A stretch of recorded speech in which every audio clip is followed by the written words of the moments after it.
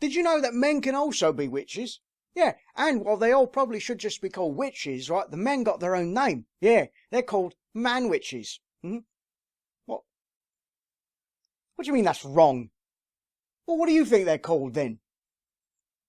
Warlocks? Warlocks? Look, if you don't know a word, you don't have to make something up. Warlocks. That's the most rubbish word I've ever heard of.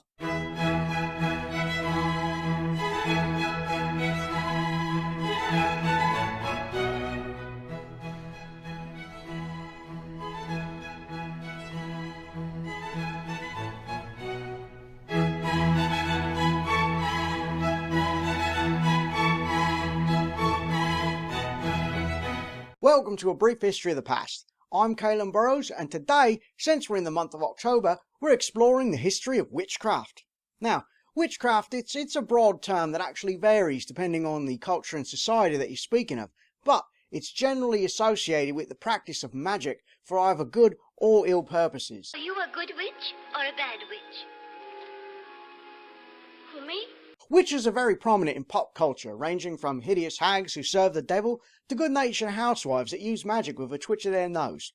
While witches were often seen as evil by early Christians, carrying out sinister deeds with magic, most were just natural healers who were treated unjustly by those who misunderstood them. Yeah. I mean, back then, how did they even prove witchcraft, you know? It's not like today when you can just watch any of David Blaine's street magic and know he's in league with Lucifer. What makes you think she's a witch? Well, she turned me into a newt. A newt? We got better. It's not exactly known when the concept of witchcraft first came about, but one of the earliest records of a witch is in the Bible. Yeah, that's right, Jesus was a total man-witch. Yeah, healing the sick, right, making magic seafood buffets, walking on water. What do you mean you're not talking about Jesus? But he did all the magic. Miracles? Well, if a miracle's not a form of witchcraft, I don't know what is. In the first book of Solomon, believed to be written between the 10th and 8th centuries BC, it tells the story of King Saul seeking the witch of Endor to summon the spirit of the dead prophet Samuel. The witch of Endor?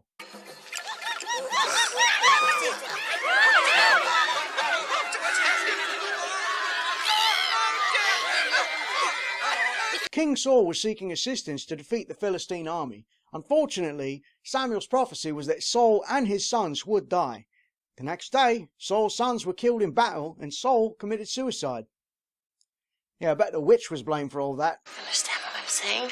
Other verses in the Bible condemn witches, divination and contacting the dead, with the most notable being Exodus chapter 22 verse 18, which reads, "Thou shalt not suffer a witch to live." Did Shakespeare write the Bible? Now I've heard everything. During the 15th century, the fear of witches spread rapidly after the publication of the Malleus Maleficarum, which roughly translates to the Hammer of Witches. Oh, so some sort of medieval sex novel then, eh? You know, in the short time we've been together, you have demonstrated every loathsome characteristic of the male personality and even discovered a few new ones. The book labelled witchcraft as heresy and became the authority for Catholics and Protestants trying to seek out witches amongst them. It became one of the best-selling books in Europe for more than 100 years, second only to the Bible. I mean, I get why the Bible is number one. I mean, that thing is full of lewd acts. You sure this isn't a sex book then? You die first. After the release of the Malleus Maleficarum, up to around 80,000 suspected witches were put to death between 1500 and 1660 AD. Single women, widows, and women on the margins of society were often accused and executed by hanging or being burned at the stake.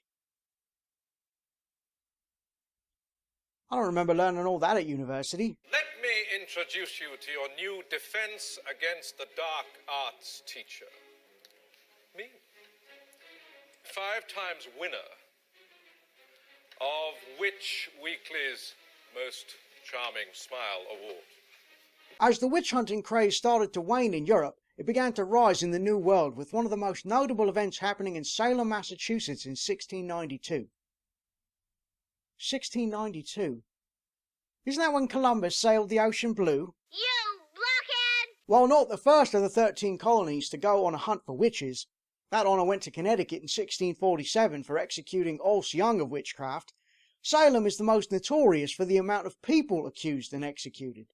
During the Salem witch trials, 150 people were accused of witchcraft and 18 were executed. Tragically, those that pled not guilty were the ones tried and executed, while those pleading guilty mostly survived. How did that work? You have been accused of practicing witchcraft. How do you plead? Well, what happens if I plead guilty? Well, you'll be jailed. Your property will be seized by the Crown until a higher court later realises that these proceedings are all a load of bollocks, at which point your property will be returned to you and you'll receive a heartfelt apology. That don't sound that bad. I mean, what happens if I plead not guilty then? I'm so glad you asked, really.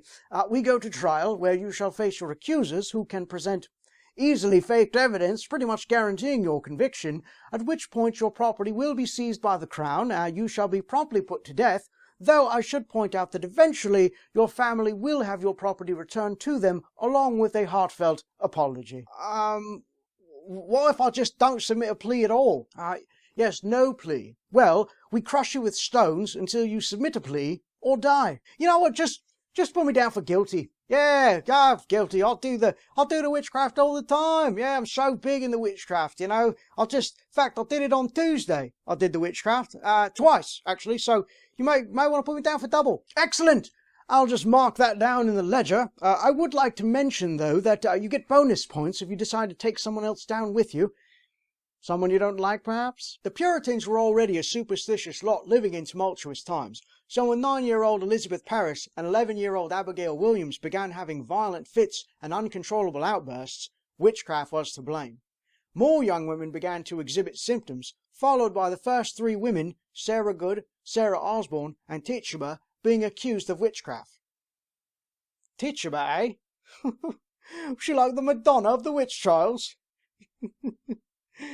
What? She was a South American slave owned by the father of Elizabeth Parris. So not like Madonna then. More and more people were accused of witchcraft, who in turn accused others of witchcraft, and things just spiraled out of control until finally public support started to turn on the trials, prompting Governor Phipps to dissolve the courts and pardon those in prison for witchcraft. The colony would later pass legislation restoring the good names of those condemned and providing restitution for their heirs, but it was all just a bit too late. Also, at what point did people start thinking it was a good idea to dress their children up as something with such a tragic background? It's Halloween! Time to get dressed up and go get some candy! Do you want to be a ghost, or do you want to be a witch? What's a witch? Generally a single woman with pagan beliefs that was hunted down and burned alive. Although sometimes they could also be the most devout of Puritans who was accused of cohorting with the devil, with no proof, by the way, and then hanged. Yeah, I'll just be a ghost. That's not to say there haven't been witches in history that used their beliefs for nefarious purposes, but the majority has definitely been disproportionately impacted by outside perceptions. Modern-day witches of the Western world practice Wicca, which is an official religion in the United States and Canada. Wiccans believe in peace and balance with nature and humanity. Unfortunately, even modern witches sometimes deal with fear and persecution that can result in death. Well, this is ending on a real downer, isn't it? When are we going to start talking about black cats and that sort of stuff?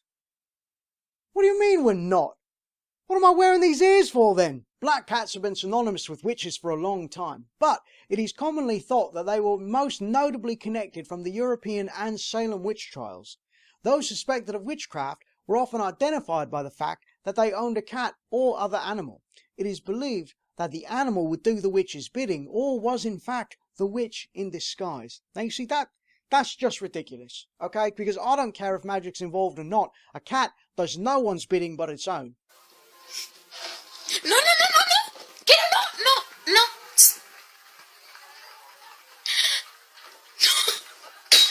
While a number of different small animals have been associated with witches as familiars, cats were considered the most evil because of their nocturnal and independent natures.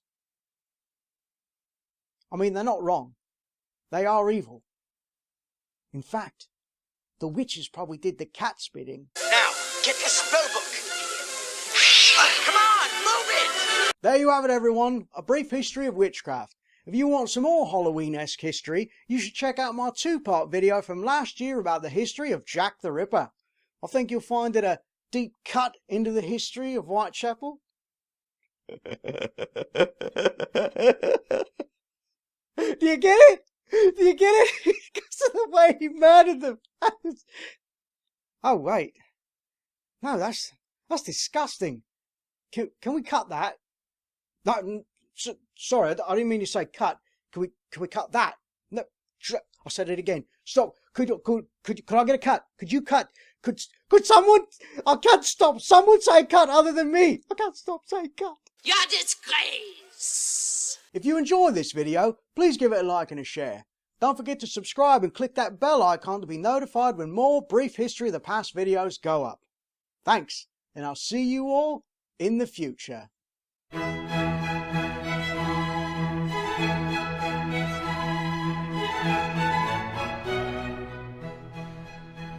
During the 15th century, the fear of witches spread rapidly after the publication of the Malarial Maleficent Malefius Maleficarum.